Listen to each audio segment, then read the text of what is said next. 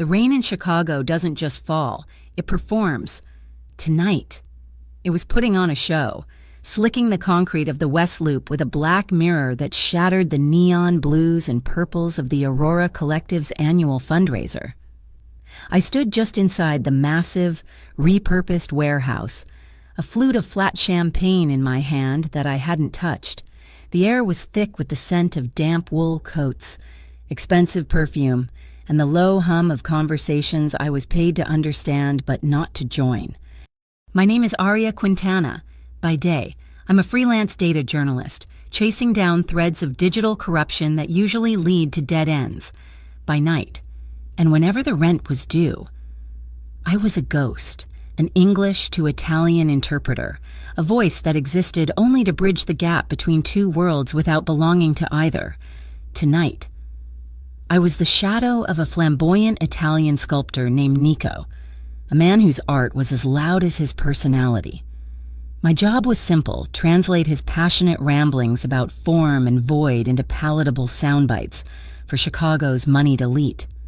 The crowd was a sea of tailored suits and glittering dresses, faces I recognized from society pages and financial reports. They moved with the easy confidence of people who didn't just own rooms, but entire city blocks.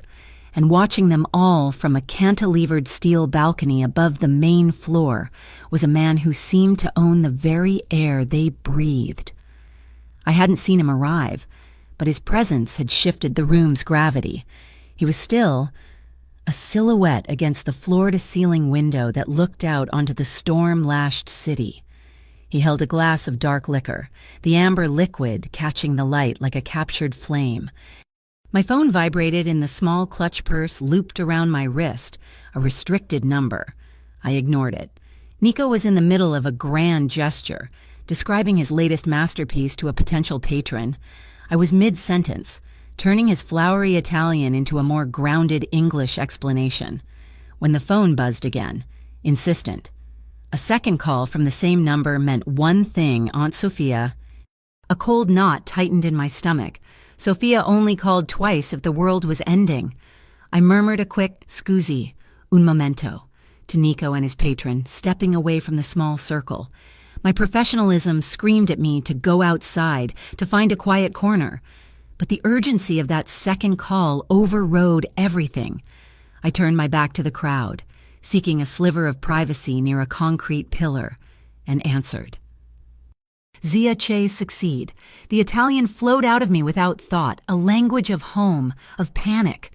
My aunt's voice was a frantic torrent on the other end, a story about my cousin, a stupid mistake, and the need for bail money I didn't have.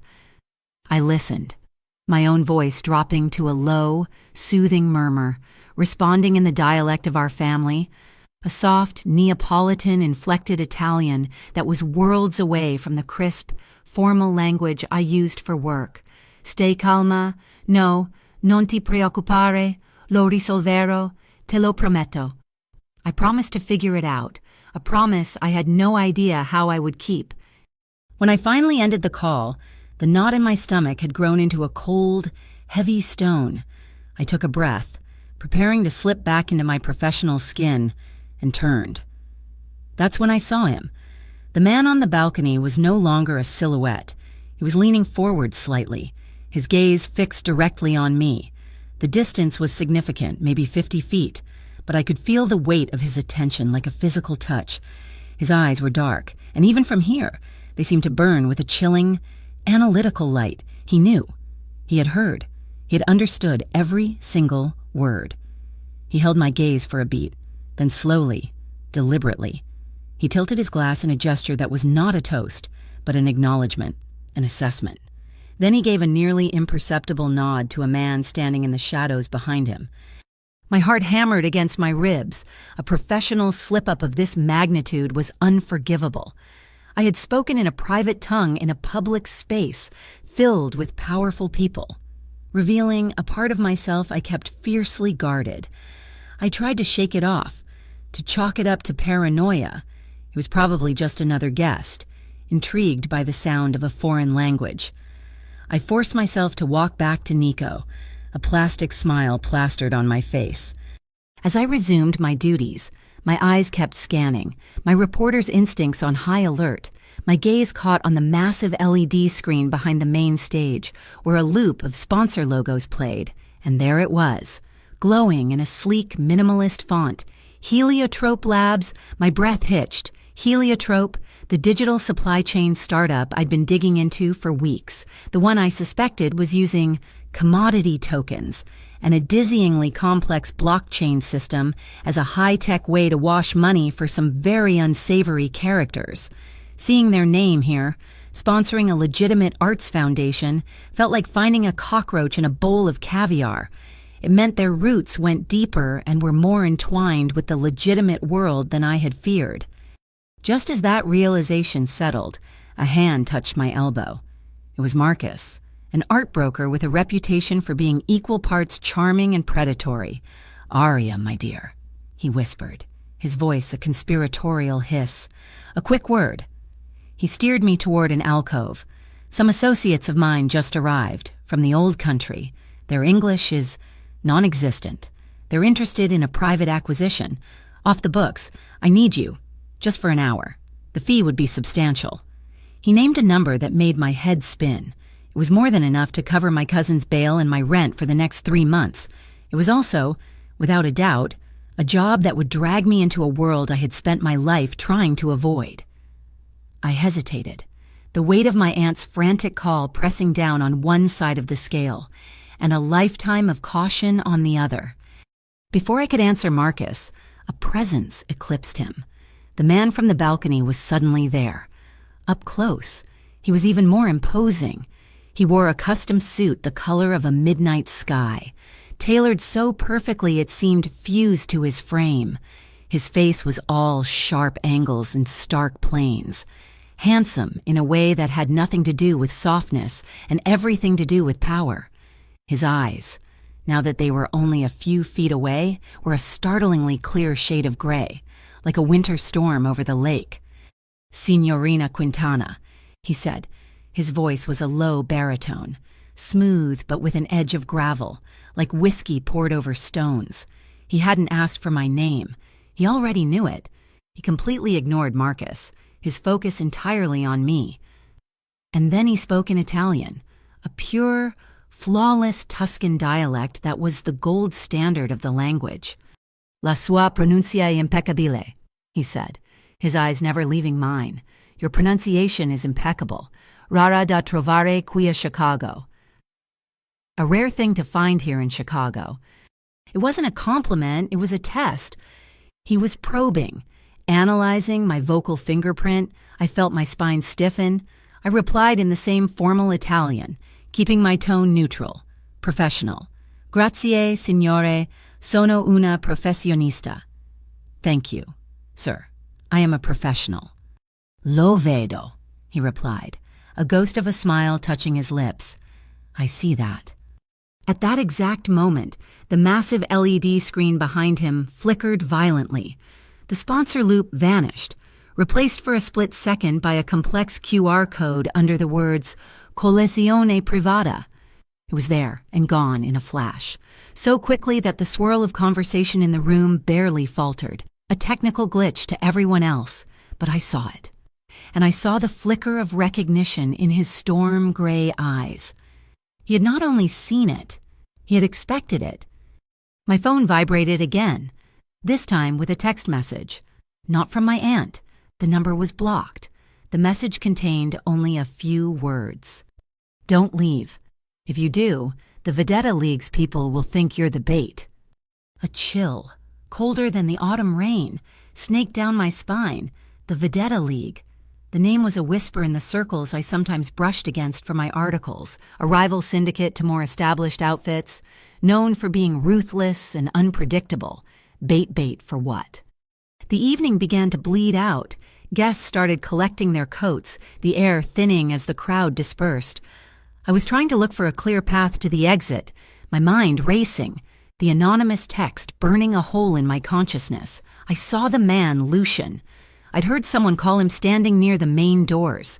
He was speaking quietly to one of his security detail, a broad-shouldered man with a scar bisecting his eyebrow. Lucian wasn't looking at me, but I felt like I was in his peripheral vision, a piece on a board he was watching. He inclined his head ever so slightly and murmured a single phrase, too low for anyone else to hear. But his lips were clear. "Don't let her leave." The words weren't a suggestion. They were a command. They slid into the air and seemed to solidify, a cage closing around me. The guard's eyes flicked to me for a nanosecond before he touched his earpiece. It was a death sentence delivered with the quiet elegance of a chess move. I made my move for the exit anyway, a hollow sort of panic propelling me forward, but as I got closer, I saw the entrance was a chaotic bottleneck. The downpour had intensified, and a swarm of paparazzi, probably tipped off about some celebrity guest, had mobbed the doors, their flashes strobing like lightning. It was impassable. "Miss Quintana," a different man, this one in a simple but well-cut suit, appeared at my side. His voice was polite, his smile disarming, but his eyes were hard. "It's quite a scene out there. For your safety, we have a room prepared for you in the back while this clears." It was a gentle invitation spoken with the force of a command. My choices had evaporated. I allowed myself to be guided away from the noise, through a service corridor, and into a quiet, minimalist green room. The door clicked shut behind me, the sound echoing with finality. The room was furnished with a leather sofa, a glass table, and 2 chairs. On the table was a bottle of still water and a single, sleek black folder. The man who had escorted me in stood by the door, a silent, immovable guard. The air was still. The night had tightened its grip. After what felt like an eternity, the door opened and Lucian Vassallo entered. He moved with a predatory grace, his presence consuming the small space. He sat in the chair opposite the sofa, gesturing for me to sit. I remained standing. "A freelance interpreter and a data journalist," he began, his voice calm, conversational. "An interesting combination. You look for patterns in chaos." He opened the folder on the table. "I have a job for you, a 48-hour contract, discreet interpretation for a maritime negotiation at North Point Harbor Services." North Point, Wazzy? A private port with a notorious lack of oversight. My mind reeled. This was connected. Heliotrope, the QR code, the Vedetta League. It was all one tangled, dangerous web, and I was caught in the center. "I'm not for hire," I said, my voice steadier than I felt. He ignored me, sliding a document from the folder across the table. It wasn't a contract. It was a photograph. A faded, grainy image from years ago, a man in a port worker's uniform, leaning against a shipping container, smiling a weary but genuine smile. His face was younger, less worn, but I knew it as well as my own. It was my father. My father, who had worked at the docks his whole life. My father, who had been set up, wrongly convicted for a crime he didn't commit, and had died in prison carrying the shame of another man's sins. I stared at the photograph, the air leaving my lungs in a painful rush. The question burned through my shock, hot and raw, tasting of blood and old grief. I looked up from the image of my dead father and into the cold, calculating eyes of the man who had put it there. "What do you know about my past?" The silence in the room stretched, thin and sharp as a razor's edge. My father's smiling face on that photograph was a ghost, a memory Lucian Vassallo was holding hostage. I finally tore my eyes away from it and met his gaze. "I have conditions," I said, my voice low but firm. "I translate. That's it. Words from one language to another. I'm not a party to anything illicit." A faint, humorless smile touched his lips. It didn't reach his eyes. "Signorina Quintana, I am paying for your accuracy, not your absolution. Your conscience is your own." He didn't have to say anything more. The message was clear. He owned this moment, and by extension, he owned my choices. He knew about my father. That meant he knew about the Interstate Financial Crimes Directorate, the federal agency that had built the case against him, the IFCD, a name I'd spent years whispering like a curse. I was convinced they had buried the exculpatory evidence, the shipping manifest that proved my father had rerouted a container to avoid a chemical spill, an act they twisted into a conspiracy. To them, a dead-end case was better than an unsolved one, and a dock worker was an easy sacrifice. The ride from the warehouse felt like a descent into another city that exists just beneath the surface of Chicago. We were in one of the Vassallo Trust's armored SUVs, a silent, hulking machine that glided through the rain-slicked streets. We bypassed the glittering upper levels of the city and dove into the labyrinth of Lower Wacker Drive. Down here, the world was a concrete canyon of orange sodium lights, steam hissing from grates, and the lonely echo of our tires on the wet pavement. It was a place for secrets. His operation wasn't what I expected. The data center was housed in an anonymous-looking building in the Kinsey Industrial Corridor, a place you'd drive by 1,000 times and never notice. Inside, there was no sign of the brutish violence I associated with men like him. There was only quiet, cold efficiency. The floors were polished concrete, the lighting was recessed, and the air smelled of ozone and powerful cooling systems. Men and women in simple, dark uniforms moved with a silent, disciplined purpose. No one looked at me, no one looked at him. They simply did their jobs. The man with the scar over his eyebrow met us at the entrance to a secure glass-walled room. He was built like a refrigerator, but he moved with a fluid economy that spoke of extensive training. Lucian introduced him with a simple nod. "This is Cass Rourke. He runs my security." Rourke's eyes were a flat, unemotional gray. "Miss Quintana," he said, his voice a low rumble. "A few rules. You'll leave your personal phone and any other electronics with me.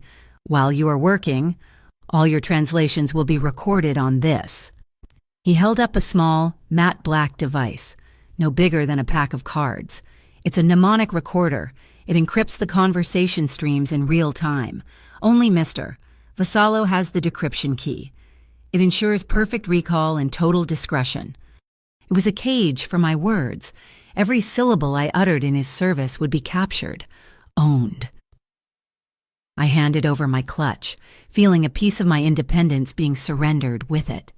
Inside the glass room, a large touchscreen monitor dominated one wall, displaying a complex maritime chart of the Great Lakes. Cass tapped the screen, and a single shipping route glowed blue. A container of specialized medical equipment originating from Genoa, he explained, his tone all business. Its journey is being tracked by a proprietary NFT issued by Heliotrope Labs. My eyes narrowed.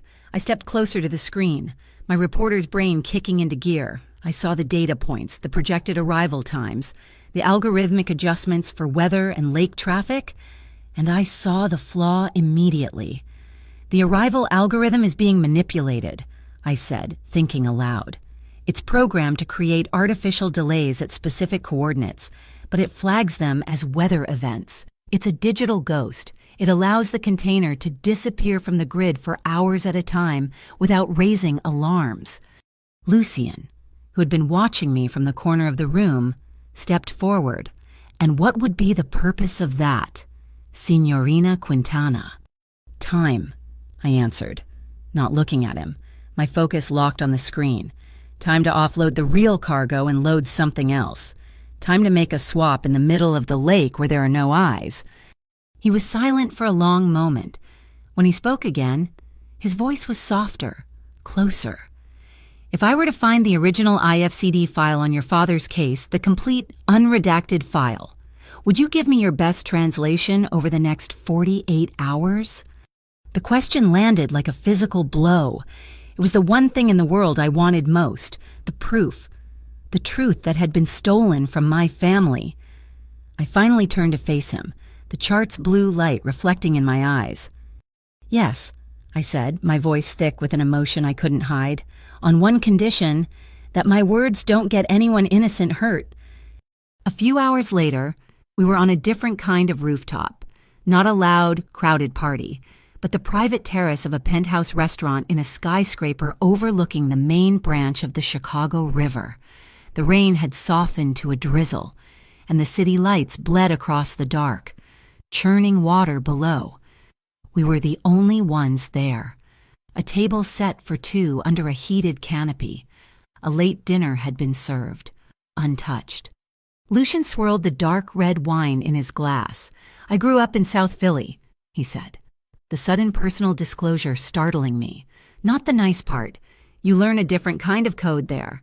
The first rule is that you don't bring the fight to people who aren't in the game. You don't spill blood on civilian streets. It's bad for business. It's unethical." The way he said unethical was chilling. For him, morality wasn't a matter of right and wrong, but of clean and messy. He was offering me a glimpse into his world, a justification I hadn't asked for, a reassurance that I was, for now, considered a civilian. As we were leaving, standing in the silent, marble-floored elevator lobby, my temporary, encrypted work phone provided by Cass buzzed with a message. I glanced down. It was a string of random characters, but I recognized the encryption protocol. It was from Maya Cienfuegos, the brilliant, paranoid gray hat hacker who was my secret weapon on most of my data stories. I quickly decoded it in my head. Aurora wasn't just a party. Heliotrope used the sponsor loop to broadcast a hot wallet address via steganography. The QR code was the key. They moved millions.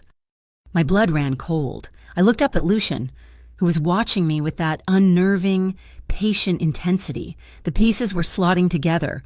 The bait from the anonymous text, the rival league. I made a decision. I couldn't just be his tool. I had to be a player. "The Vendetta League knows about the container," I said, my voice flat. "They have a source inside your operation, or inside Heliotrope's. Enzo Malric is making a play for it." Lucian didn't even blink. There was no surprise, no denial, just a quiet, assessing stillness. "I know," he said simply. "That's why you're here.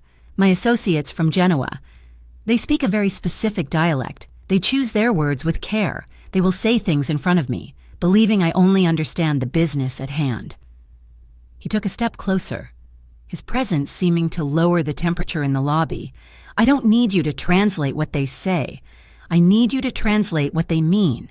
I need you to hear the threats they hide in proverbs, the coordinates they bury in small talk. I need your ears, Aria, not just your voice."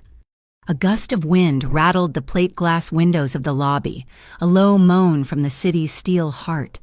I could see the lights of the Kinsey Street Bridge reflected in his storm-gray eyes. This was the real job. I was to be his listening post, his cultural interpreter, his weapon. Just then, an internal line on his own phone buzzed, a discreet, insistent chirp. He answered. His side of the conversation clipped and sparse. Which sector? And understood. He hung up and looked at me, a new, sharper edge to his gaze. The ghost just became real. The container has vanished from the lake's tracking grid, 2 hours ahead of schedule. He made his decision in the space of a single heartbeat. There was no hesitation, no committee meeting, just the absolute certainty of a man who commanded his world. "Cass is bringing the car around. We're going to the marina. My patrol boat, the Argent One, leaves at dawn. You'll be on it." When I finally got back to my apartment building in Pilsen, it was nearly 3 a.m. The rain had stopped, leaving the air smelling of wet asphalt and clean earth. As I walked up the steps to my second-floor unit, my gaze fell on my front door. My neighbor's 7-year-old son. Leo had been there earlier, leaving one of his chalk drawings on the wood. It was a wobbly, smiling sun, its rays shooting out in uneven lines. I stood there for a long time, just looking at that simple, innocent drawing. It was a relic from a world that, just 12 hours ago, had been my own. A world of rent payments, tight deadlines, and worrying about my cousin. A world where the biggest danger was a missed byline. That world felt 1,000,000 miles away now. The smiling chalk sun was a symbol of a life so fragile, so normal, that it suddenly seemed like a dream. I reached out and traced one of the chalky rays with my finger, and I knew, with a certainty that settled deep and cold in my bones, that the door in front of me no longer led back to the life I once knew. It had already slipped right through my fingers. The dawn broke over Lake Michigan not with a bang, but with a slow, silent bleed of bruised purple and gray across the horizon. The water was a sheet of dark, polished glass, so still it felt like we were sliding across a solid surface. The Argent One, Lucian's private patrol boat, was no pleasure yacht. It was a blade of a vessel, all sharp lines and matte gray paint designed for speed and silence. It cut through the water with a low, hungry hum, the only sound in the vast sleeping world. I stood in the enclosed bridge, a mug of black coffee warming my hands. I hadn't slept. Adrenaline and the ghosts of the past night had kept me wide awake. Lucian stood near the helm, a still, dark figure against the growing light, speaking quietly with Cass. He hadn't spoken to me since we'd boarded, but I felt his awareness of me, a constant, low-level pressure. Then, the job began. A satellite phone chirped, and Cass handed it to me. On the screen, a secure connection to Genoa was active. I put the earpiece in, the mnemonic recorder already active and clipped to my belt. "Pronto," I said, my voice crisp, professional. The voice on the other end was gravelly, an older man speaking the clipped dialect of a Genoese shipping broker. He was ostensibly negotiating overtime pay with a union representative here in Chicago. It was a masterful piece of theater. They spoke of pay rates and shift differentials, but the real conversation was happening in the spaces between the words, in the proverbs they used. "The old wolf loses his fur, but not his vice," the broker said in Italian, a common saying, but in the context of their business, it was a signal. The Old Wolf was a specific cargo ship that had changed its registration name. The man in Chicago replied, "Even the fish in the barrel wants a say." Another idiom. It wasn't about the fish, il baril. The barrel was slang for a specific shipping channel near the Indiana border. He was confirming the location. For 20 minutes, I was a conduit, my mind a decoder ring. I translated their banal cover story into English for Lucian, while simultaneously flagging the hidden meanings in my notes. They weren't just talking. They were painting a map. A phrase about a bride in a red dress wasn't a wedding anecdote. It was a reference to a red-hulled container barge. They were giving Lucian the real coordinates for the handoff, a location miles away from the ghost signal on the official grid. When the call ended, I pulled the earpiece out. "They're not at the coordinates from the algorithm," I said, turning to Lucian. "They're further south, near the Calumet Harbor breakwater. The swap is happening now." Lucian simply nodded, his eyes fixed on the horizon. "Cass." The engines of the Argent One deepened their hum, and the boat surged forward, lifting onto a plane and slicing through the water. A thick bank of morning fog, a classic feature of the lake in autumn, rolled in, swallowing us in a world of white. We were moving blind, guided only by instruments and the coordinates I had plucked from a conversation of lies. The radar screen was a hypnotic green sweep. Then a blip appeared, two, in fact, one large, one small, nestled together.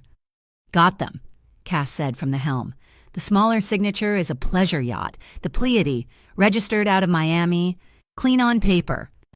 "It's never clean on paper," Lucian murmured, more to himself than to me. Cass turned to me then, his expression unreadable. He pressed a small, wireless earpiece into my hand. "Put this in. It's a direct line to me and Mr. Vassallo. When we make contact, things might get active. If I move, you don't ask questions. You go straight to the secure room below deck. You take the recorder with you and you lock the door. Understood." I nodded, my throat suddenly dry. Understood. He was handing me the evidence, making me the custodian of the truth. It was a position of trust, but it felt more like a target painted on my back. The fog began to thin as the sun burned through it, and we saw them. The Pleiade was a gleaming white vessel, 3 decks of obnoxious luxury, looking completely out of place in the industrial gray waters of the harbor approach. Tethered to its side was a single, rust-streaked shipping container on a small barge, a grubby guest at a pristine party. A crane was actively transferring cargo. We approached slowly, our gray, angular boat a shark circling a swan. Men on the deck of the Pleiade stopped their work. their bodies tensing as they saw us. A young man in an expensive suit, his hair perfectly coiffed despite the lake spray, stepped forward to the railing. He was clearly in charge. "This is a private vessel," he yelled across the water, his voice thin in the open air. "You are violating our space." Lucian picked up a handheld radio. "We're here to talk to Enzo Malric," he said, his voice calm and amplified, booming across the water. A speaker on the yacht crackled to life. It was a different voice, older, rougher. "Malric, Vassallo, you have no business here." "Your business is my business when you're poaching on my lake," Lucian replied smoothly. "Send your boy over. Let's talk." A tender was lowered from the yacht, and the young man in the suit motored over, climbing aboard our vessel with a swagger that didn't quite mask his nervousness.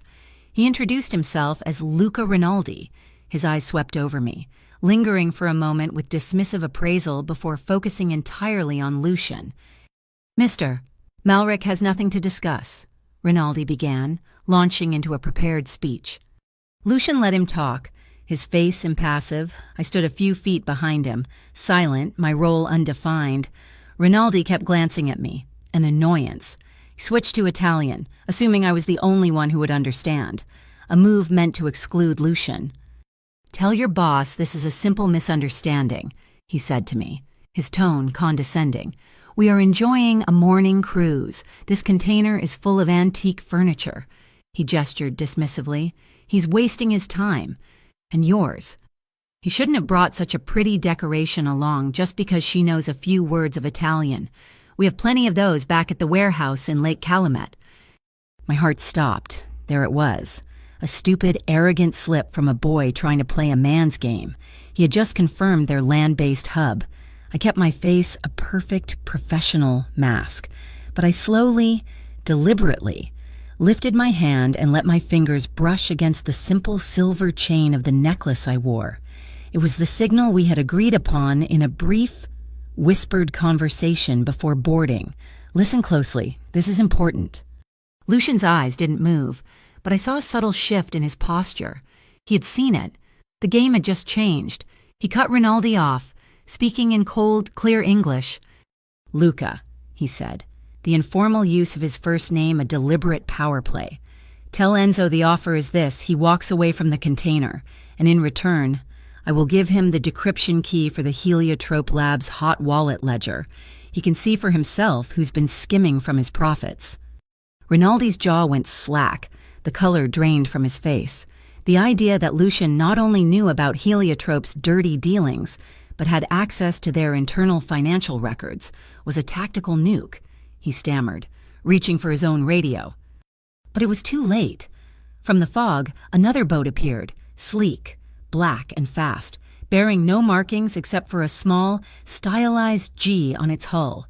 Garnet Security. They weren't police. They were private contractors, the kind you hire when you need a problem solved with technical precision and no official report. A series of loud thumps echoed across the water as they launched a volley of flares. They didn't shoot at us, but over us, creating a blinding curtain of magnesium-white light between our boat and the Pleiade. Then came a high-frequency sound that made my teeth ache. Simultaneously, the water around the yacht began to churn violently as if from multiple torpedoes. It was a phantom attack, a sophisticated illusion of nets and acoustics designed to induce maximum panic without firing a single real shot. "Aria, now!" Cass's voice was a sharp command in my ear. He didn't have to tell me twice. He grabbed my arm, not roughly but with an undeniable force, and propelled me toward the hatch leading below deck. He shoved me through the door to the secure room, a small, steel-walled compartment, and slammed it shut behind me. The heavy lock clicked into place.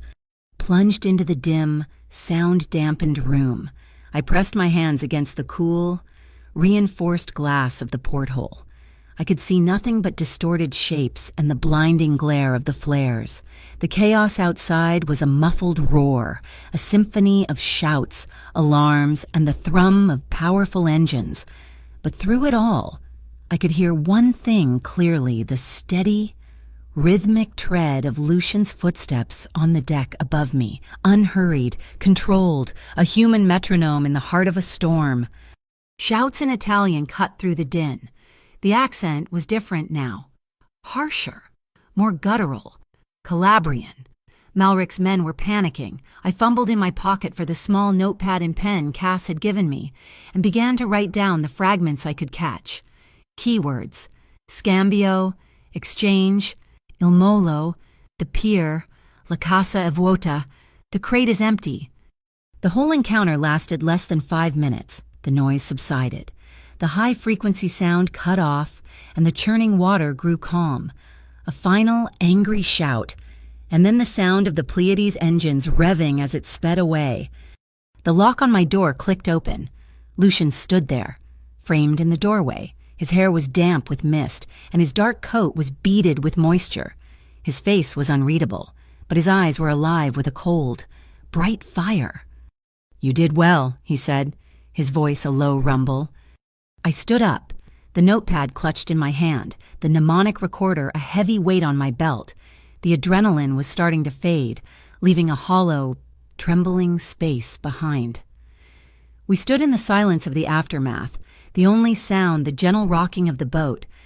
I looked at him, at the immense, calculated power he had just unleashed. Are you saving people, or are you just saving profits? The question came out before I could stop it, sharper than I intended. He held my gaze, and for the first time, I thought I saw something flicker behind the storm-gray wall of his eyes, something complex and unguarded. "Both," he answered, his voice quiet but absolute.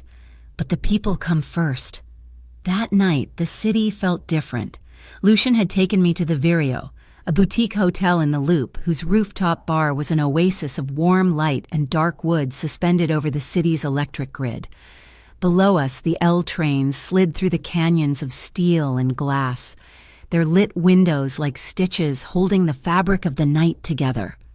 The earlier rain had passed, leaving the air clean and cool, carrying the scent of wet stone and the faint, sweet smell of cedar from the outdoor heaters. We weren't there for the view, or the drinks. We were there to work. "We need a script," he said, his voice a low counterpoint to the distant rumble of the train. "A reason for you to be with me at North Point tomorrow. Something they'll believe if they're listening in." So we began to build a lie. We became two different people, crafting a dialogue in Italian about a fictional art investment. I was the sharp, skeptical authenticator. He was the wealthy, impatient buyer. We wove a story in a language meant to deceive, but the process of creating it felt more honest than anything I'd experienced in years. "The provenance is weak," I'd say, leaning forward, my tone sharp. "Non mi fido. I don't trust it." "Your job is to verify, not to trust," he would counter, his voice cool, dismissive. "Il prezzo è giusto. The price is right." We practiced the lines, the rhythm, the flow. It became a kind of dance, a verbal choreography where we learned to anticipate each other's moves. His Italian was as flawless as I first thought, but I could hear the subtle inflections of a life lived in America underneath, a history he kept hidden. He learned my cadence, the way I clipped certain phrases when I was feigning frustration, the slight softening of my tone when I was meant to be conceding a point. We were sitting across from each other in a secluded corner, the low table between us, the only thing separating our worlds.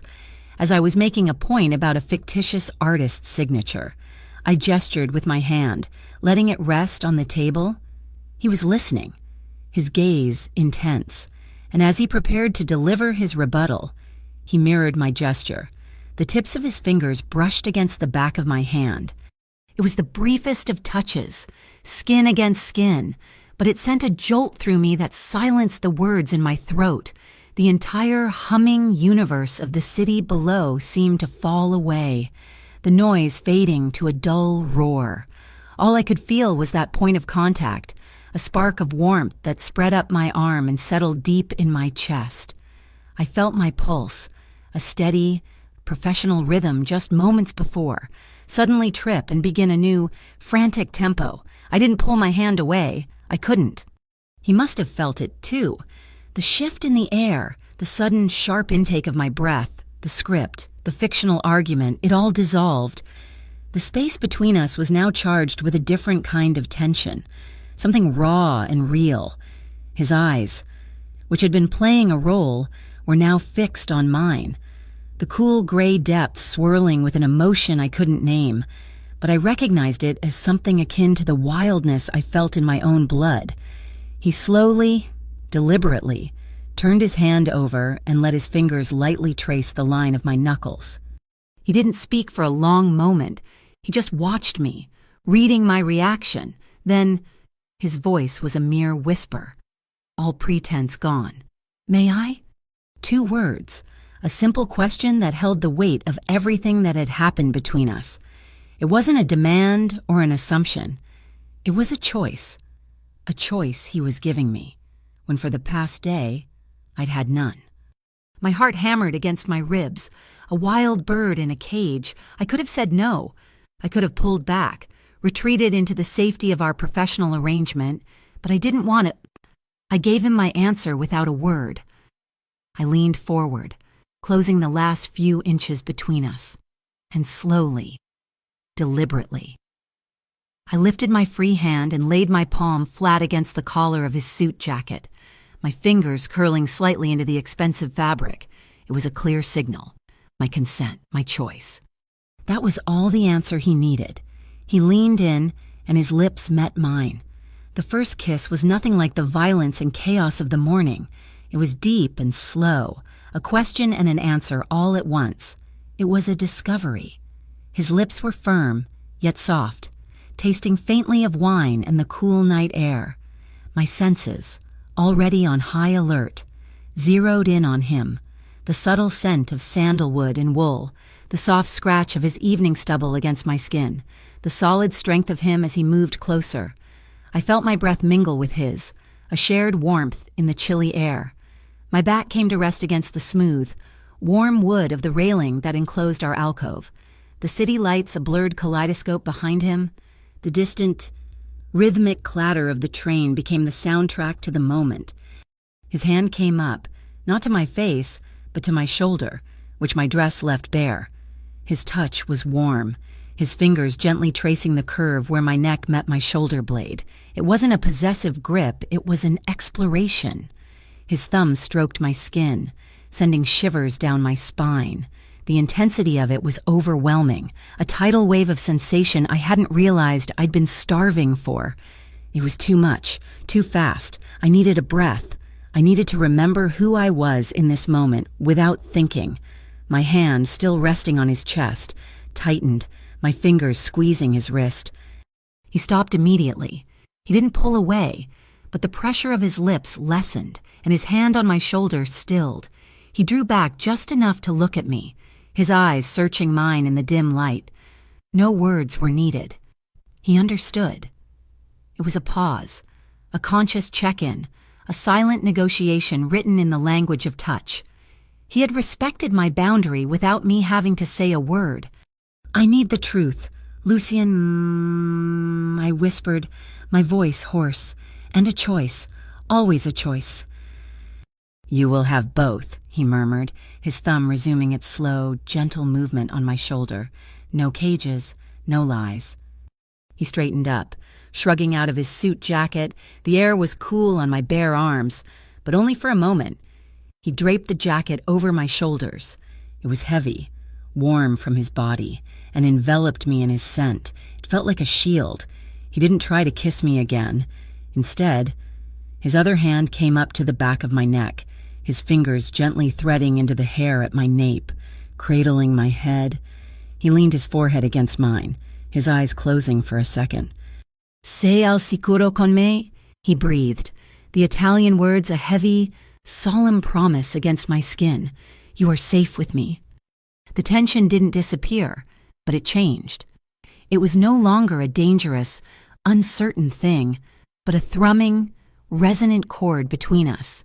He took my hand, lacing his fingers through mine, and led me from the alcove to a small, sheltered area of the terrace under an overhang. The music from the indoor bar was a faint, jazzy whisper out here. He turned to me, pulling me gently closer, and we began to move, a slow, unchoreographed dance. It wasn't a dance for an audience. It was a conversation our bodies were having. His hand rested on the small of my back, a steady, warm pressure through the silk of my dress and the wool of his jacket. My hand rested on his shoulder. We swayed to the phantom music, to the rhythm of our own breathing, which seemed to have fallen into sync. My head found the curve of his neck, and I inhaled his scent, feeling the steady, powerful beat of his heart against my cheek. I felt the hard lines of his body, the coiled strength held in reserve. He was a dangerous man, I knew that. But in this moment, wrapped in his arms, in the warmth of his jacket, I felt an impossible sense of peace. We danced until the music faded, until the rooftop began to empty. He walked me to the door of the suite he had arranged for me at the hotel, a place for me to rest before the early start at the harbor. At the door, the electricity flared between us again.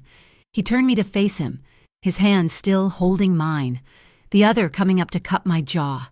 His lips found mine again, a kiss that was deeper this time, more certain. A small laugh escaped me, a sound of surprise and something else, something I couldn't define. The door was open behind me. The room was dark, the only light spilling from the hallway. This was the edge, the threshold. And this is where the story pauses. This is where the camera of my memory pulls back, respectfully.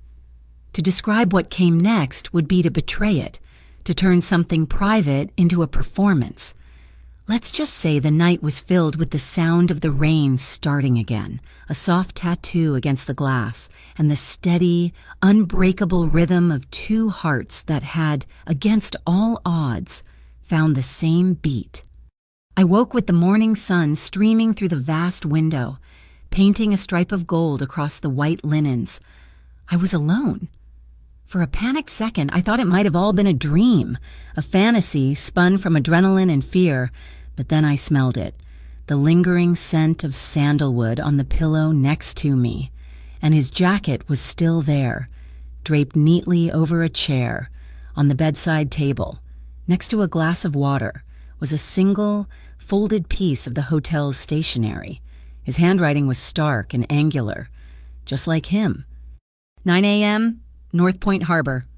I sat up, pulling the sheet around me, my mind surprisingly clear. A gate had been opened last night. I had walked through it willingly, but I had also been the one to set the rules. Passion, yes. Surrender, no. I was still a player in this game, not a prize. And today, the game was heading to the docks.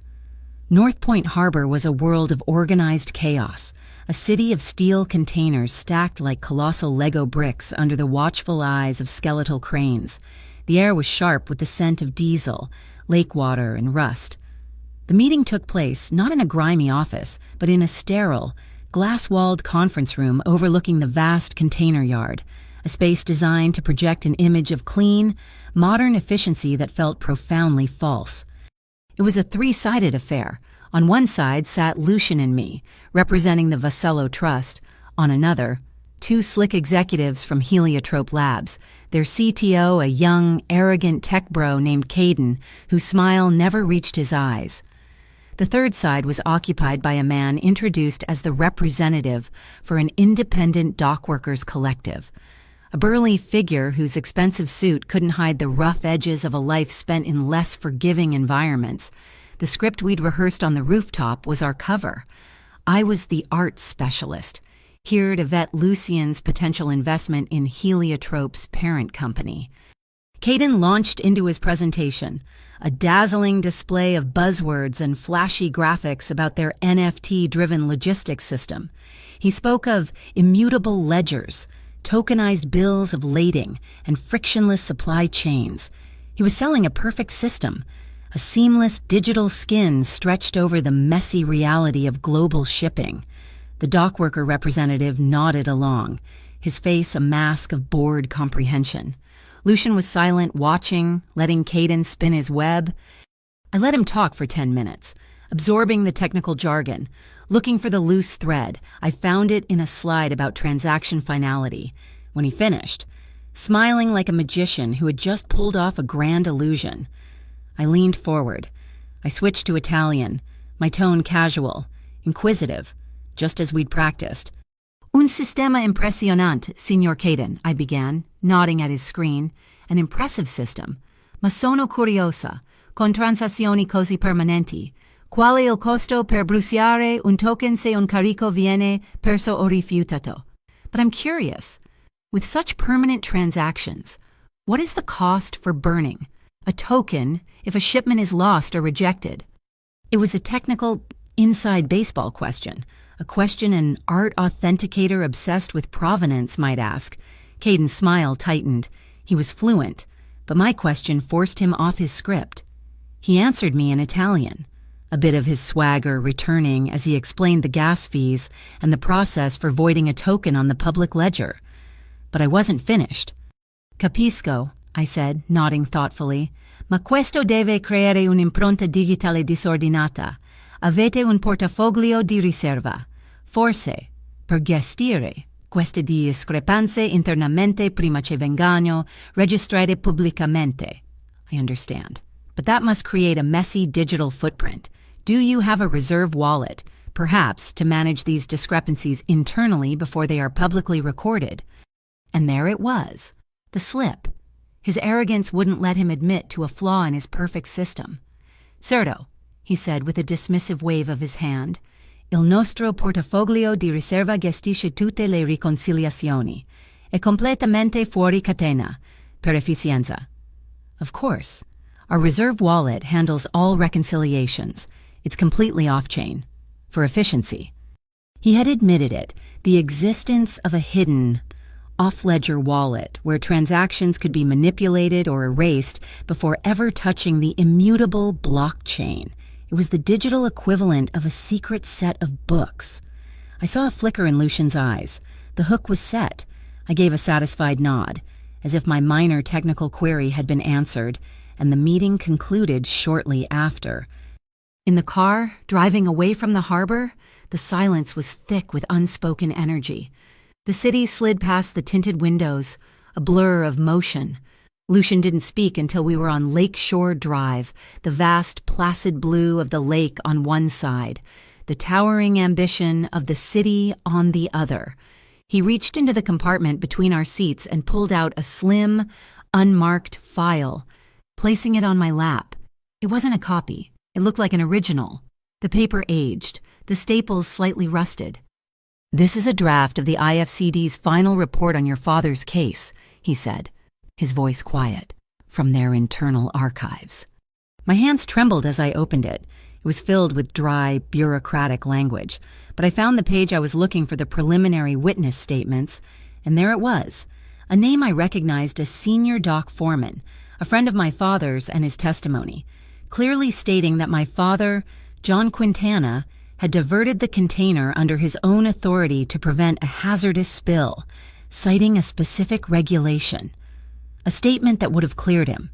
A line was drawn through the entire paragraph in red pen, with a handwritten note in the margin. Testimony irrelevant, redundant to primary charge. Omit from final. The air left my lungs. For 7 years, I had believed. Now I knew. It was right here, in black and white and blood-red ink, the proof that they hadn't just made a mistake. They had actively, deliberately buried the truth. I closed the file, my knuckles white. I looked at him, my vision blurring slightly. What do you want in return? His gaze was steady, intense. The truth is a language, aria, just like Italian. The people I'm fighting, they use it to hide, to encode their intentions in layers of plausible deniability. You heard it today. You asked a question that unraveled a lie. I don't need a translator. I need an exegete. I need you to help me read the framework of their deception. On the drive back, I used the encrypted phone to call Maya. I didn't give her names or specifics, just the raw data from the heliotrope transaction logs I had photographed at Lucian's data center and the new concept of an off-chain reserve wallet, We spoke in our own code, a language of data structures and protocol exploits. "They're not just washing it," she said, her voice a rapid-fire burst of text-to-speech from the other end. "They're tagging it. The transactions being reconciled in the reserve wallet have metadata markers. They look random, but they're not." "What kind of markers?" I asked. "Watching the traffic lights change?" "Florals," and she replied. "Every high-value, off-chain transfer is tagged with a flower name. Iris, dahlia, camellia. They're blood tokens. Aria. Each one corresponds to a different category of illicit goods." My mind raced, connecting the dots, the flowers, the container swaps, the ghost on the lake. "Can you trace the wallet's physical access points?" "Already on it," Maya said. "The IP addresses are masked, of course, but the last reconciliation packet, the one tagged Dahlia, pinged from a dedicated fiber optic line. The terminal point is a warehouse in the Lake Calumet Industrial District." When I relayed this to Lucian, he had Cass pull up a satellite view of the address. It was a sprawling, windowless building, and emblazoned on the wall in faded blue paint was a logo, a stylized eagle over a map of the Great Lakes, the Inland Trade Board, a federal-sounding name that was pure fiction, a shell to give their operation a veneer of legitimacy. As Cass was zooming in on the building's access points, he suddenly froze. "We've got a tail," he said, his voice flat. "Drone, high altitude." He pointed to a tiny, almost invisible black dot on one of the car's external camera feeds. My encrypted phone buzzed. It was Maya again. "Radio chatter near you just spiked. Low wattage, UHF. They're talking about La Ragazza." The girl, me. My blood ran cold. The Vedetta League wasn't just watching the deal. They were watching me. They had identified me as the key. "The plan is burned," Lucian said instantly, his voice like flint. "The signing at my office is off." He was already thinking 3 moves ahead. "We need a new location, somewhere secure, private, with no electronic footprint." He looked at me. "The Orpheon Library. The private reading rooms are soundproof. Some are even shielded." As if on cue, a motorcycle courier pulled up alongside our SUV at a red light. Tapping on the window, Cass lowered it an inch, and the courier passed a thick manila envelope through before speeding off. Inside was a single document, a photocopy of a search warrant to be executed by the IFCD on Heliotrope Labs, tonight. The entire board was about to be upended. The feds were moving in. Lucian took the warrant from me, his face grim. "My source says the IFCD is going to make a show of it, but they'll leave the off-chain servers untouched unless someone points them in the right direction." He then reached into his coat and pulled out a single, old-fashioned brass key attached to a simple plastic tag. He pressed it into my hand. My skin tingled where he touched me. "Union Mart Storage on Elston," he said. "Locker 7B. I believe your father left something for you there. He was a meticulous man." The storage facility was a place of echoing silence and the smell of concrete dust. Locker 7B was in a quiet corner of the ground floor. The key turned smoothly in the lock. Inside, there was nothing but a single, shoebox-sized metal container. It wasn't locked. I lifted the lid. My breath caught in my throat. On top of a small stack of papers was a single, faded Polaroid picture. It showed 2 men, much younger, standing on a dock, smiling. One was my father, his arm slung casually over the other's shoulders. The other man was leaner, his face not yet hardened by the power he would one day wield, but the same intense, storm-gray eyes were unmistakable. It was Lucian's father. I turned the photo over. Scrawled on the back in my father's familiar handwriting were 6 words. "Repay the debt with the truth." It wasn't a crime he was involved in. It was a debt of honor to be paid not with money or violence, but with truth. My father hadn't been a criminal. He'd been a man caught between 2 powerful forces, trying to do the right thing. And he had left this for me, a map, a legacy. In that cold, quiet storage locker, the last vestiges of my fear burned away. replaced by something hot and hard and clear as glass. This was no longer just about clearing my father's name. It was about finishing what he started. A burning, righteous anger settled in my gut. I would peel back every layer of this rotten enterprise. I would expose every lie, and I would get to the truth. No matter who it crushed, the city became a blur. News of the IFCD raid on Heliotrope's headquarters broke on a secure alert from Maya, and we were moving before the first news vans had even arrived. But we weren't the only ones. A shadow network was moving in parallel. "Vedetta is on the move," Cass reported from the driver's seat, his eyes scanning a tablet displaying the city's traffic cameras. "They're not waiting for the feds to finish. They're going for the servers." We were a ghost in the machine, a black SUV sliding through the city's arteries. We took the lower streets, avoiding the main thoroughfares. Cass drove with an unnerving calm, weaving through the steel and concrete maze with an instinct that was more animal than human. We hit the Kinsey Street bascule bridge just as the bells began to clang, the warning lights flashing a frantic red rhythm against the dark cabin. The bridge began to rise, a giant metal jaw opening to the sky, forcing us to a stop. The flashing red lights pulsed like a nervous heartbeat. In the rearview mirror, I saw it, a black sedan, no plates, sliding to a halt a few car lengths behind us. It had been with us since we left the storage facility. My encrypted phone rang, a jarring digital shriek in the sudden silence. The caller ID was a string of scrambled numbers. I looked at Lucian. He gave a single, sharp nod. I answered. "Aria Quintana." The voice was female, professional and devoid of warmth. "My name is Nora Liddell. I'm with the IFCD." I said nothing. "You're in over your head," she continued, her tone clipped. "Vassallo is not your friend. He's a shark, and you're swimming in his wake. I can offer you a way out. Full immunity.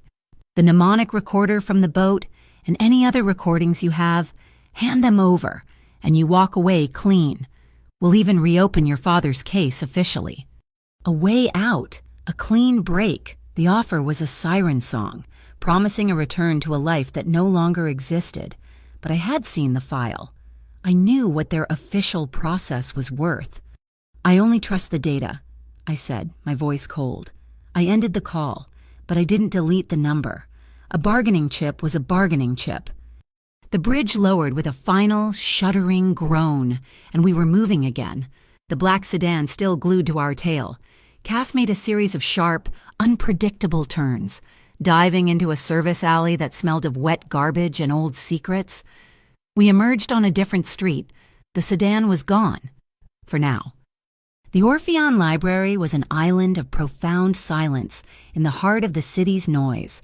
It was a private institution, a fortress of knowledge built from limestone and dark mahogany. We were admitted through a rear entrance by a silent, elderly curator who seemed to be expecting us. He led us down a spiral staircase, the air growing cooler, the scent of old paper and leather becoming more pronounced. We entered a subterranean reading room, a chamber lined with books from floor to ceiling. The walls were thick brick.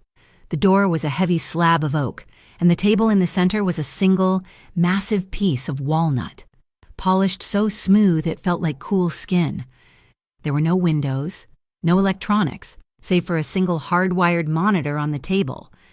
"It's shielded," Lucian said, his voice a low rumble in the tomb-like quiet. "Nothing gets in or out." Cass stood by the door, an immovable statue. Lucian connected a secure hard drive to the monitor. I plugged in the encrypted phone from Maya. A moment later, she was in. Her digital presence appeared on the screen as lines of code, scrolling too fast for a normal person to read. She was a ghost in this machine. Got it. Her text appeared. Caden's off-chain wallet, bypassing their primary security. He was sloppy.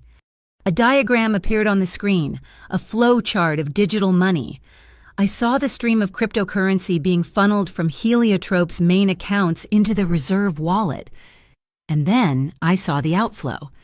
Millions of dollars in Dahlia tokens, the ones I knew were connected to the illicit cargo, being funneled into a single destination. It wasn't a bank. It was a foundation. the Seaglass Charitable Fund. Seaglass, I breathed. That's Vedetta's front. Enzo Malrich's pet project. He uses it to wash his money in plain sight. Lucian nodded slowly, his eyes fixed on the screen. And now we have the proof. The heavy oak door creaked open. We all turned. It wasn't the old curator. Enzo Malrich stood in the doorway, flanked by two men, including the young, arrogant Luca Rinaldi from the yacht. Malrich was older than Lucian, his hair a distinguished silver, his suit impeccably tailored. He smiled, a thin, predatory expression that made the quiet room feel claustrophobic. "Lucian," he said, his voice smooth, almost friendly, "always one step ahead, and you." He turned his gaze to me. "Signorina Quintana, the Rosetta Stone of this little war." He stepped into the room, his men staying at the door. He ignored Lucian, his focus entirely on me. "You have been misled. Vassallo is using your father's memory to manipulate you. I, on the other hand, can give you what you truly want, justice." "I don't need you for justice," I said, my voice steady. "Don't you?" he purred. "The IFCD buried the truth. I can unearth it. Or better yet, I can create a new one. A confession from a dying man.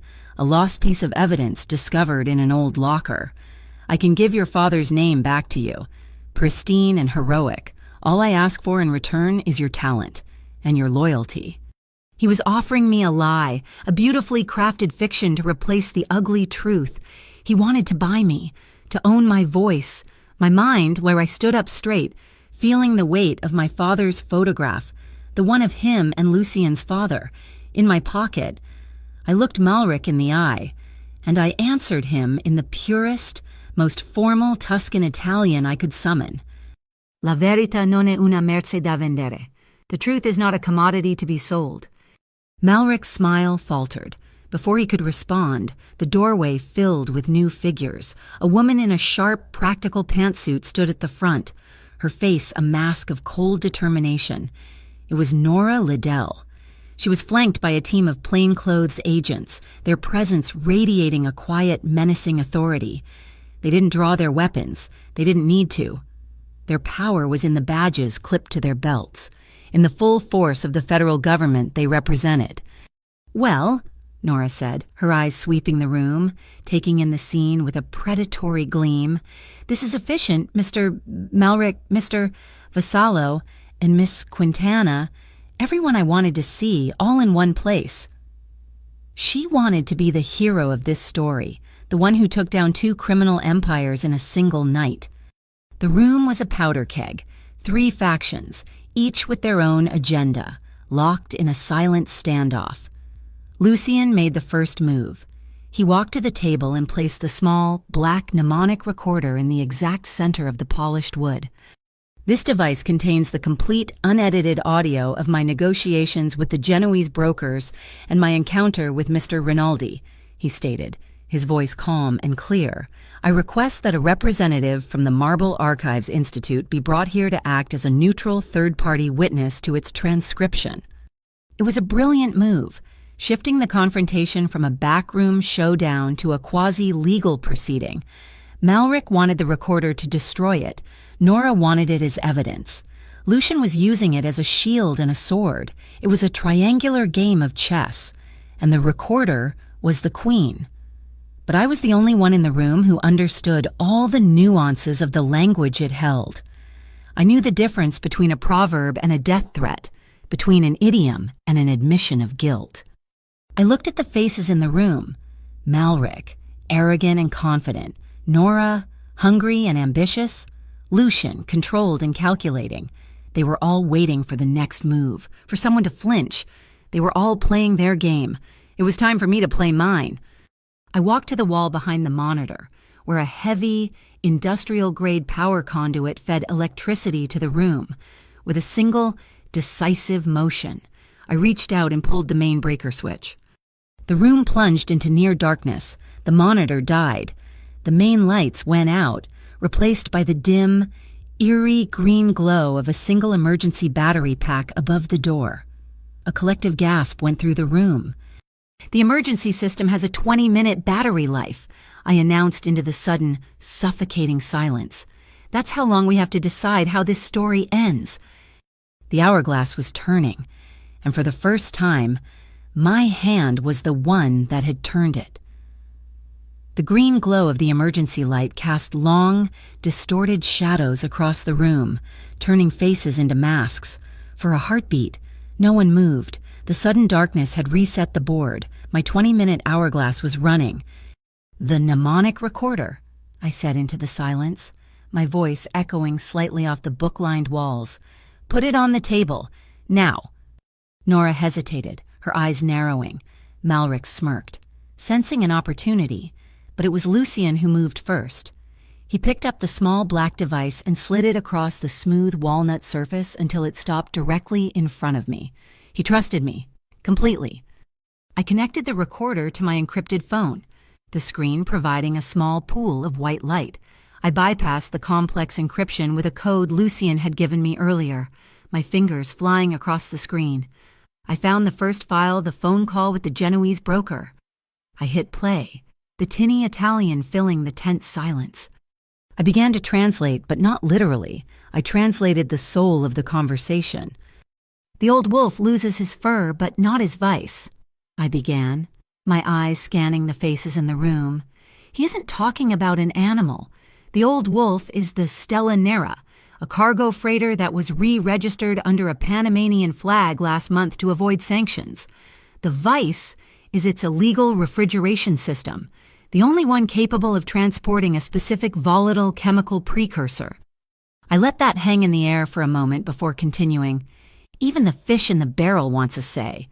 Il baril is dockworkers' slang for Channel 6 at the Port of Indiana. That wasn't a negotiation for overtime. It was the confirmation of the drop point." I moved through the recording, deconstructing their coded language piece by piece. I turned folksy proverbs into GPS coordinates, casual mentions of family members into code names for specific payloads, and complaints about the weather into a timeline for the transfer. It was no longer a conversation, it was a blueprint for a crime. Then I played the part that mattered most, a snippet of small talk near the end of the call, where the broker mentioned making a donation to a charity one of his political friends supported. He mentioned sending a gift to a friend who appreciates the sea. The gift was a wire transfer. The friend is IFCD Commissioner Thompson, and the charity.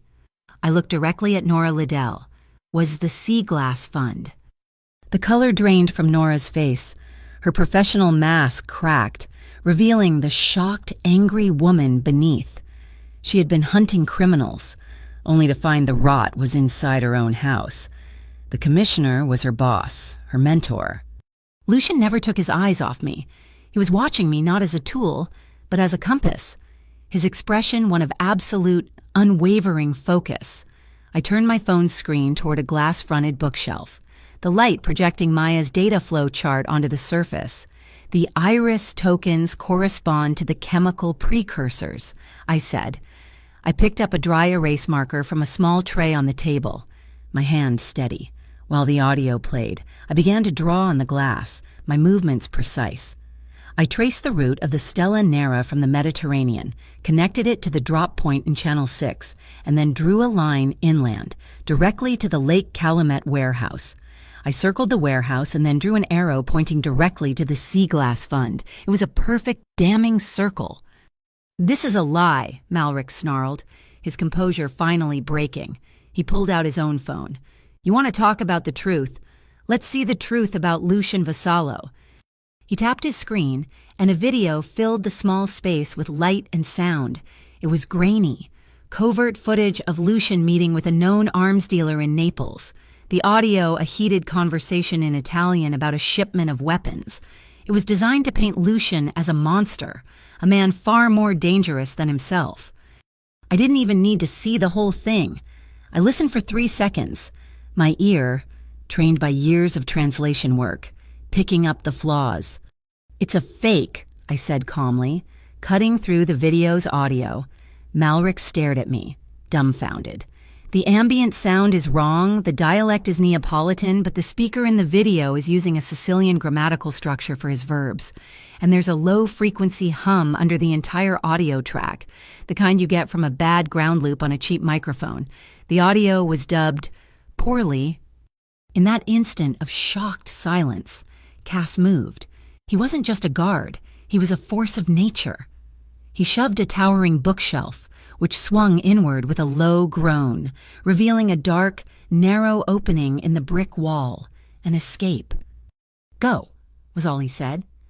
Lucian grabbed my hand, his grip firm, and pulled me toward the opening. There was no time to think. One moment I was in a library filled with enemies, the next I was plunging into cool darkness. We ran, our footsteps echoing in the tight, curved brick tunnel. It smelled of damp earth and a century of secrets. We ran in perfect sync, his pace matching mine, our joined hands a single point of connection in the disorienting dark. We emerged into the cavernous silence of an underground parking garage. The air was cold, smelling of concrete and gasoline. Yellow sodium lights cast long, sickly shadows. Lucian pulled me toward a dark, anonymous sedan parked in a reserved spot. "Get in," he commanded, his voice tight. "Cass will meet us at a secure location. You'll be safe." He was trying to protect me, to put me in a box and hide me away until the danger passed. But the woman who had entered this library wasn't the same one who was leaving it. I pulled my hand free, and he stopped, turning to face me. "No," I said, my voice ringing with a certainty that surprised even me. I stepped closer to him, into his personal space, and placed my hand flat on his chest. I could feel the frantic, powerful beat of his heart under my palm. Running isn't the solution. Hiding isn't the answer. We have to face it. We have to end it. He stared down at me, his gray eyes searching my face in the dim, yellow light. The world seemed to fall away, leaving just the two of us in that cold, silent space. He saw the resolve in my eyes, the fire that had been ignited. He saw that I was no longer a victim in his story, but a co-author of our own. His expression softened, the hard, protective mask he wore for the world dissolved, revealing the man underneath. He brought his hands up to cup my face, his callous thumbs stroking my cheeks. We leaned into each other, and he kissed me. It wasn't like the rooftop kiss, which had been a discovery. This was a confirmation. It was a slow, deep kiss that spoke of shared burdens and a common path, a silent promise made in the shadows. It was a commitment forged in fire. When we broke apart, I kept my hand on his chest, looking directly into his eyes. "Take me to your weakest point," I said, my voice barely a whisper, yet it carried the weight of an oath. "Take me to the place you protect the most. I'll make it strong." For a moment, I saw a flash of vulnerability in his eyes, a flicker of shock that I would ask such a thing, that I would want to walk toward his greatest risk instead of away from it. Then, he nodded. A single, sharp movement. It was a leap of faith, a level of trust so profound it was dangerous for a man like him. The place was called Halberd Steel, a rusted skeleton of a mill on the city's industrial south side, abandoned for decades. It was a cathedral of decay, its vast, empty spaces haunted by the ghosts of forgotten industry. This was his weakness, not a fortress or a vault, but a memory. He led me to a small brick foreman's office inside the main foundry floor. Inside, shielded from the elements, were rows of old, gray metal filing cabinets. No computers, no digital files, just paper. "My father believed some things should never be digitized," he said, his voice low. He called it a ledger of honor. Every deal, every promise, every debt. He opened a drawer, the metal groaning in protest, and pulled out a thick, leather-bound ledger. He placed it on a dusty desk. I opened it. The pages were filled with elegant, old-world cursive, and then I saw it. A page dated 7 years ago. At the bottom, authorizing the entry, was a signature. John Quintana. My father's signature. I ran my trembling fingers over the dried ink, but it wasn't what I expected. The entry wasn't for an illicit shipment or a smuggled container. The heading at the top of the page read, Route Termination Hazardous Materials Abatement, Civilian Safety Protocol. The entry detailed the closing of a specific shipping lane and the rerouting of 3 containers carrying mislabeled toxic industrial waste. My father hadn't been covering up a crime. He had been stopping one. He had signed his name to an action that saved lives, an action that the IFCD had twisted into his downfall. It was all there, the proof, the truth. A single choked sob escaped my lips. Tears I didn't know I'd been holding back for 7 years began to fall, warm and silent on my cheeks. I stared at his signature, a testament to the good man he had been, a man I had never stopped believing in. Lucian didn't speak. He simply came to stand behind me, his hand resting gently on my shoulder. He didn't offer empty words of comfort. He just stood there, a solid, silent presence, letting me have the moment, letting me grieve for the years of injustice and reclaim the memory of my father. His touch was an anchor, his silence a language of its own. Finally, I took a deep, shuddering breath and wiped the tears from my face with the back of my hand. I looked up at him, my eyes clear now, burning with a new, unshakable resolve. Tonight, I said, my voice raw but strong, we end this. My plan was audacious, bordering on insane. We weren't going to leak the truth to a reporter or hand it over to a compromised federal agency. We were going to give it directly to the city. The Skyline Audio Networks, I explained. The leather-bound ledger open on the dusty desk in front of us. It's a public art installation, a network of high-fidelity speakers disguised on rooftops and lampposts across the loop. They play ambient music, soundscapes. Maya says she can get us a clean access port. We're going to broadcast everything. The ledger, the mnemonic recorder, live. It was a declaration of open war, fought with information as the weapon. Lucian listened, his expression unreadable, but I saw a new light in his eyes. He wasn't just seeing a translator anymore. He was seeing a strategist. The next hour was a blur of calculated chaos, while Maya worked her digital magic, opening a back door into the Skyline's central control system. Cass assembled what he called a phantom squad, a handful of his most trusted men in a series of nondescript cars with cloned license plates, tasked with creating electronic noise and false trails across the city grid to draw attention away from our real objective. As we prepared to move, my encrypted phone buzzed. It was Nora Liddell. Her text was an ultimatum, stripped of all pretense. The recorder, 1 hour, or I issue a warrant for you and Vassallo as accessories. This was my chance. I typed back, my fingers steady. You get your dirty commissioner. The audio proves he was on Seaglass's payroll. In return, I get a full public exoneration for John Quintana. Signed, sealed, and delivered before the sun comes up. Those are the terms.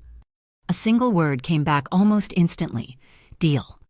I knew she was lying. She would never make a deal that clean.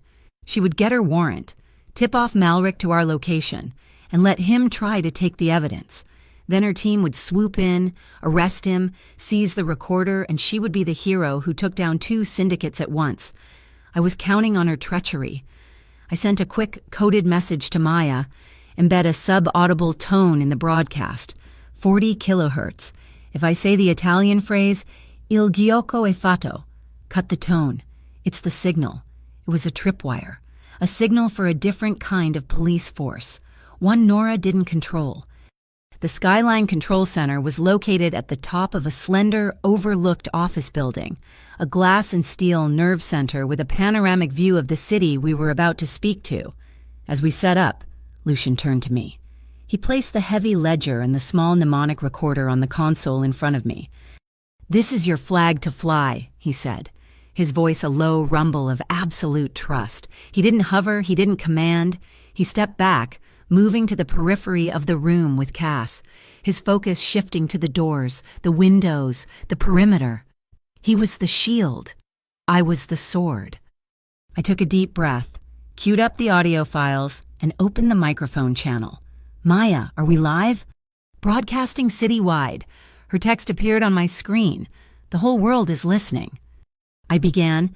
My voice, broadcast from 100 hidden speakers, fell over the city like a sudden rain. I started in Italian, a deliberate choice, reading a key passage from the Genoese broker's call. The melodic, coded words filled the night air, a beautiful language used to plan ugly things. Then I switched to English. For those of you who don't speak the language of secrets, let me translate. Marine say, I said, my voice clear and unwavering. I began to unravel the whole conspiracy, live for anyone to hear. I explained the ghost ship on the lake, the container swap, the puppet company Heliotrope Labs. I told them about the flower tokens, Iris for chemicals, Camellia for weapons, and Dahlia, my voice hardened, for the trafficking of human lives. Below us, the city began to react. I could see it from our perch. The flow of traffic on Michigan Avenue slowed. Pedestrians stopped on sidewalks, their heads tilted up as if searching for the source of the voice from the heavens.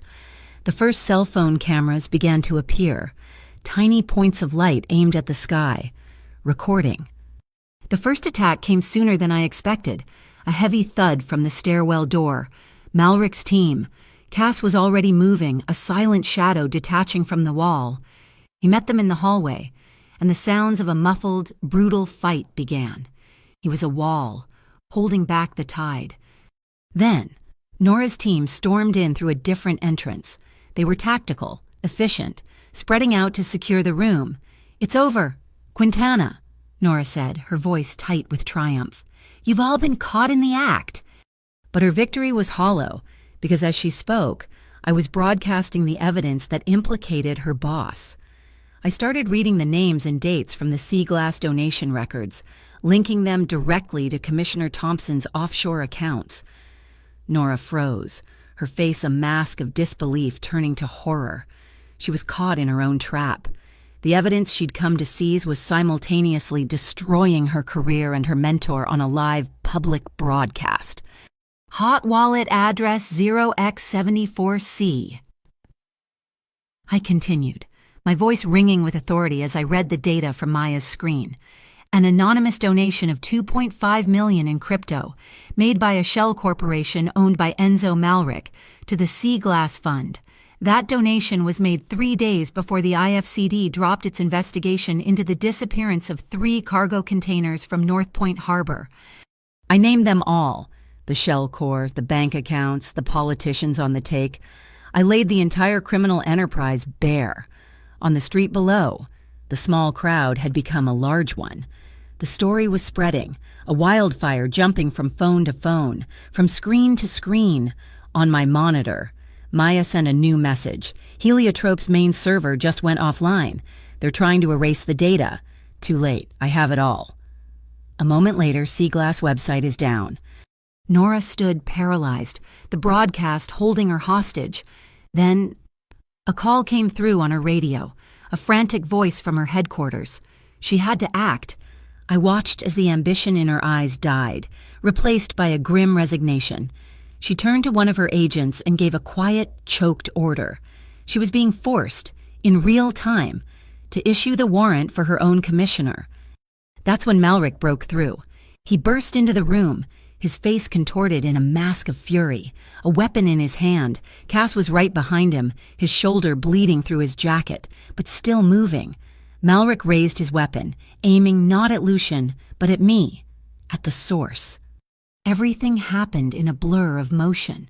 Lucian moved faster than I thought possible. A predator uncoiled. He didn't go for the weapon, he went for the man. He disarmed Malrich in 2 swift, brutal moves, a symphony of leverage and force. But Malrich was desperate. He lunged with a concealed knife, a sliver of silver that raked across Lucian's forearm. I didn't scream. I didn't run. I stepped forward, directly into the space between them. I stood in front of Lucian, facing Malrich, my heart hammering but my voice absolutely calm. I spoke to him in Italian, the words sharp and precise. He shouldn't have brought such a pretty decoration along just because she knows a few words of Italian. I said, quoting his own arrogant words from the deck of the Pleiad, "We have plenty of those back at the warehouse in Lake Calumet." His eyes widened in shock. I had just proven that I hadn't just heard his words, I had owned them. I had used his own arrogance as a weapon, and in that moment, in front of everyone, it exposed him as a fool. His rage faltered, replaced by the cold, humiliating fear of being outplayed. The wail of sirens, different this time, rose from the streets below, the official city police, the Civic Guard North Shore, responding to a dozen emergency calls about a public disturbance and a hostage situation. They flooded the room, their presence overwhelming, their authority absolute. They secured Malric, their movements efficient and impersonal. I turned back to the microphone. The city still listening. The story was told. The truth was out. I took a breath and spoke the final words. Truth doesn't need a gun, I said, my voice echoing across the listening city. It just needs to be unafraid. The quiet of Marrow Heights Private Hospital was a world away from the adrenaline and chaos of the past 48 hours. The air here was sterile, the silence broken only by the soft beep of distant monitors and the squeak of rubber-soled shoes on polished linoleum. It was a place for mending, and we were all in need of it. Cass was in a private room, his shoulder heavily bandaged, but his spirit stubbornly intact. He was already grumbling about the weakness of the hospital's coffee. Lucian was in a small treatment room, a doctor meticulously stitching the gash on his forearm. I sat on a stool beside him, a silent observer. I watched the needle dip and rise, closing the wound, and felt a strange sense of calm. The violence was over. Now the healing could begin. My gaze was steady, my hands resting quietly in my lap. The warrior who had commanded a room full of powerful enemies with nothing but her voice was gone, replaced by a woman watching over a man she cared for. The two were one and the same. The door swished open, and Nora Liddell stood there. She looked exhausted, the ambition in her eyes replaced by a weary, bruised humility. She had come alone. Commissioner Thompson is in federal custody, she said, her voice flat. The entire Sea Glass board is being indicted. It's a clean sweep. She paused, her gaze shifting from me to Lucian and back again. I'm sorry, she said, the words sounding foreign on her tongue. I took a shortcut. I thought I could play the game better than they could, but I just ended up becoming another piece on their board. You played it better. You played it straight. Sorry doesn't fix a man's life, I said, my voice soft but unyielding. I had anticipated this. On the way to the hospital, I'd had Cass's legal team draft a document. I pulled the folded papers from my bag and placed them on the small table next to her. This is a legally binding affidavit, I explained. It details the IFCD's deliberate suppression of exculpatory evidence in the case of John Quintana. It also contains a commitment to a full, internal review of every case the commissioner prosecuted in the last 10 years. You'll sign it, and you'll make it public by sunrise. She read it, her expression hardening for a moment at the sheer audacity of my demand, but then it crumbled. She knew she had no choice. She took a pen from her pocket and signed her name with a sharp, angry stroke. Justice, finally, had a signature. After she left, the doctor finished his work. Lucian flexed his bandaged hand, his eyes finding mine in the quiet room. What I do, the world I move in, has always been in the shadows, he said, his voice a low rumble. My father built it that way. It was a reaction to a system he believed was corrupt. He looked at his own hand, at the fresh stitches, but the shadows corrupt, too. It's time to let in some light. He looked up at me, his gaze clear and direct. I'm going to burn the old routes, the Iris and Camellia networks, all of it. I want to build something else, a clean infrastructure, legitimate medical logistics for underserved regions. What my father started with yours, a debt repaid with truth. I want to build a business on that. The offer hung in the air between us. It was more than a business plan. It was a confession and a proposal, a promise of a different future. If you're serious, I said, meeting his gaze without hesitation, if you really mean it, I'll walk that road with you. We didn't go back to one of his sterile, empty penthouses. He came home with me. My apartment, with its worn wooden floors and mismatched furniture, felt like a sanctuary after the cold, hard lines of his world. I switched on the small lamp in the kitchen, casting a warm, yellow glow over the room. The rain had started again, a gentle, rhythmic tapping against the window pane that felt soothing, like the city was finally washing itself clean. I had a pot of tomato sauce simmering on the stove from the day before, a simple, comforting habit. The rich aroma of garlic, oregano, and simmering tomatoes filled the small space. We were both exhausted, wounded in our own ways, but here, in the simple warmth of my kitchen, the world felt a little less dangerous. We didn't talk about the raid, or Malric, or the IFCD. Instead, we cooked. A simple pasta. I put the water on to boil while he, despite his injured arm, insisted on chopping fresh basil. We stood side by side at the counter, the space between us filled with a quiet, comfortable energy. His hand brushed against mine as we both reached for the olive oil, a simple, accidental touch that felt more intimate than any of the passionate kisses we had shared. I saw him smile, a real smile, not the ghost of one he usually wore. It transformed his face, chasing the shadows from his eyes. The warmth of the kitchen felt like an umbrella, shielding two people who had spent too long in the cold. As we ate, sitting at my small kitchen table, we traded stories, not of corporate espionage or criminal empires, but of the people we had been before all of this. I told him about growing up in Queens, about my Italian grandfather who smelled of sawdust and espresso.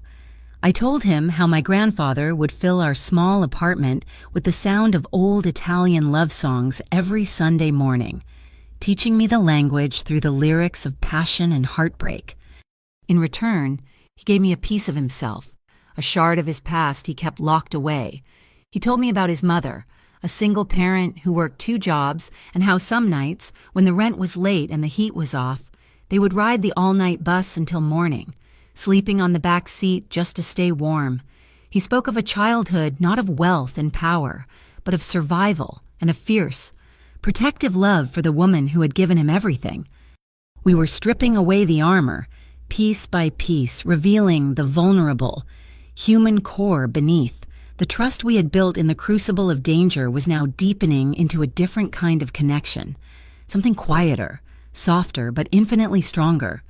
After we cleared the dishes, we stood by the sink, the rain still tapping at the window. The warm, yellow light of the kitchen seemed to draw us closer. He reached out, his uninjured hand coming up to my face, with a tenderness that made my heart ache. He gently brushed a stray curl of hair back from my forehead. The simple, domestic gesture was so full of care, so unguarded, that it broke through the last of my defenses. I leaned into his touch, my own hands coming up to wrap around his neck. I rested my forehead against his, our eyes closing. We just stood there for a long moment, breathing each other in, a silent communion in the heart of my home. Then he kissed me, a long, slow kiss that tasted of wine and tomato sauce and a future I was just beginning to believe in. His bandaged hand came to rest on my waist, a steadying, warm presence. The intensity of the moment built, a slow, rising tide of emotion and sensation. It was a different kind of fire than before, not the wild burn of adrenaline, but the deep, radiant heat of a hearth. When I felt it becoming too much, I gently squeezed the fingers of the hand resting on his neck, a silent signal. He understood immediately. He eased the pressure of the kiss, pulling back just enough to look at me, his eyes dark and soft in the warm light. "Slowness," he whispered, his voice a rough, gentle caress, is its own kind of intensity. He was right. He took my hand, lacing his fingers through mine, and led me from the kitchen to the living room. We sank onto the old, comfortable sofa, the one that was piled with blankets and books. He didn't let me go. He simply held me, his arms a safe harbor. We moved with the slow, languid rhythm of two people who had all the time in the world, guided by touch and breath and the unspoken language of trust. The thin fabric of our clothes was the only barrier, a fragile boundary in a world of raw, honest connection. His whispers in Italian were no longer about business or deception. They were strands of silk, weaving a new story around us. And there, in the quiet of my living room, with the rain for a soundtrack, the camera of my memory pulls away. It leaves the two of us, tangled together under a soft wool blanket, two silhouettes in the dim light. There is no need for more detail, no need to chart the geography of the night. There is only the profound, unshakable truth of two souls finding sanctuary in one another, and the steady, quiet rhythm of our hearts beating as one. The next morning, I woke to the feeling of sunlight on my face. He was awake before me, sitting in the armchair across from my bed, simply watching me sleep. When my eyes fluttered open and met his, he smiled that rare, genuine smile again, in his gaze. I saw a man who looked like he had finally, after a lifetime of searching, been given permission to belong somewhere. A newspaper lay on the floor beside him, delivered by an early morning carrier. The headline, in bold, black letters, told the story of our victory. Aurora leak exposes sea glass conspiracy. IFCD faces radical reform. Carthage Hall was a secular cathedral built to the god of civic duty. Its marble floors, soaring ceilings, and heavy oak paneling were designed to make the individual feel small and the institution feel eternal. I stood at a witness podium, a single microphone in front of me, and felt anything but small. I felt like the fulcrum on which the entire city was turning. I was there as a technical witness, the voice that could translate the complex digital crimes of heliotrope and sea glass into a narrative a grand jury could understand. I spoke of blockchain ledgers and off-chain wallets, of tokenized assets and encrypted communication. I used the data Maya had compiled and the insights I had gleaned to paint a clear, undeniable picture of corruption that reached the highest levels of the IFCD. Lucien was there, sitting in the back row of the public gallery, a ghost in a well-tailored suit. He was just another anonymous face in the crowd, but I could feel his presence, a dark, warm anchor in the sea of faces. The dominoes fell one by one with a satisfying public crash. The IFCD commissioner was officially removed from his post, his career ending in disgrace. Heliotrope's assets were seized, its corporate structure collapsing under the weight of its own fraud. The Sea Glass Fund was frozen, its charitable mask ripped away to reveal the ugly face of Malric's enterprise beneath. And then came the moment I had waited 7 years for. A federal prosecutor, prompted by Nora Liddell's signed affidavit, stood and read a formal, public statement officially exonerating my father, John Quintana, of all charges, citing a posthumous commendation for his life-saving actions. A murmur went through the hall. The truth was finally in the official record. When the hearing adjourned, the hall erupted into a controlled chaos of reporters and lawyers. Cass and a small, discreet team materialized around me, guiding me toward a side exit. We stepped out into the bright afternoon sun, and the chaos became a roar. News vans lined the street, cameras flashing, reporters shouting my name. Cass's men formed a tight circle, moving me toward a waiting car. That's when the last remnant of Malric's crew made their desperate, final play. It wasn't an army, just one man, his face a mask of furious desperation, who had somehow slipped through the security cordon. He broke through the line of reporters, a glint of metal in his hand. Cass's team moved to intercept, but the man was fast, his trajectory aimed directly at me. Time seemed to slow. I saw him coming, a blur of motion and malice, but then another blur, faster and more precise, intercepted him. It was Lucien. He had crossed the space from the back of the crowd in a handful of heartbeats. He chose, in that split second, to step out of the shadows and into the blinding glare of the world's attention. He didn't throw a punch. His movements were a fluid, brutal poetry of force and redirection. He deflected the man's arm, the weapon clattering to the pavement, and used the attacker's own momentum to drive him to the ground, pinning him with an effortless, inescapable weight. And then the world exploded in light. 100 camera flashes went off at once, capturing the image in a series of strobing, stop-motion frames. Lucian Vassallo, the Phantom, the city's most powerful and invisible man, his face unobscured, his identity revealed to the world as he knelt over my would-be attacker. The headlines the next day were a firestorm. Shadow financier saves star witness. The public narrative was torn. Was he a dangerous crime lord or a strange, reluctant hero? He had become the city's most fascinating and terrifying mystery. Nora Liddell, now acting as interim director and cleaning her own house, came to us with an offer, a way out. The Civilian Citizen Protection Program, she explained, sitting across from us in the quiet of Lucian's now exposed penthouse. It's not witness protection. It's a clean slate, a new identity, a new life, in exchange for his full, systemic testimony on the city's underworld. He can disappear, and he can be safe. Lucian looked at me, his gray eyes holding a world of conflict. I can do it, he said, his voice quiet. I can disappear.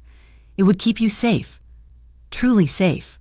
I reached across the table and placed my hand over his. We don't disappear, I said, my voice firm, our gazes locking. We transform.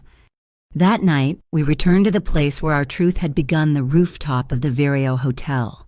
A warm June wind swept across the city, carrying the distant sounds of a summer festival. I placed 2 envelopes on the small table between us. This is our choice, so I said, not theirs. Envelope A contained the paperwork for Nora's program, a life of safety and shadows, a permanent retreat from the world. Envelope B contained a business plan, a detailed proposal I had spent the last day drafting. It was a plan to legitimize the Vassallo Trust's shipping assets, partnering with the nonprofit Marble Archives Institute to create a transparent, secure medical logistics network. It was a path forward, into the light. He didn't even open envelope A. He picked up envelope B and read it, his expression intense. He saw the work, the research, the belief I had poured into it. He saw a future. He picked up the pen I had placed on the table. His hand trembled, just slightly, as he signed his name at the bottom. It was the first time in his life he had chosen to build something in the open instead of hiding it in the dark. The distant sound of news helicopters, which had been circling for hours, began to fade as the story moved on. Below us on the streets, the Skyline Audio Network, which we had used as a weapon, was now playing soft, ambient jazz. We stood by the railing, side by side, watching the city lights. We were tired, bone-deep tired, but we were smiling. We're not perfectly clean, I said, looking out at the glittering expanse, but we're transparent from now on. He took my hand, his fingers lacing through mine. From now on, he echoed, his voice a solemn vow. He turned me to face him, and he kissed me. It wasn't the wild, desperate kiss of our first night here, nor the deep, confirming kiss in the parking garage. This one was different. It was a kiss of endurance, of promise. It was the kiss of 2 people who had walked through hell together and had chosen to stand in the light, unbowed. Just as we broke apart, my phone buzzed with a text message. It was from Nora. The words on the screen made my breath catch in my throat. It's done. The president just signed the full federal pardon. Your father's record is wiped clean. It's like it never happened. A sound, half sob, half laugh, escaped my lips. The final knot, the one that had been tied around my heart for 7 long years, finally came undone. The strength I had maintained for so long finally gave way to a tidal wave of pure, overwhelming relief. I buried my face in Lucian's shoulder, and I cried. I cried for the years of injustice, for the father I missed, and for the impossible, beautiful truth that had finally won. He just held me, his arms a fortress, letting me release it all. In the distance, A burst of fireworks from the summer festival lit up the night sky, a silent, colorful rain celebrating a victory they knew nothing about.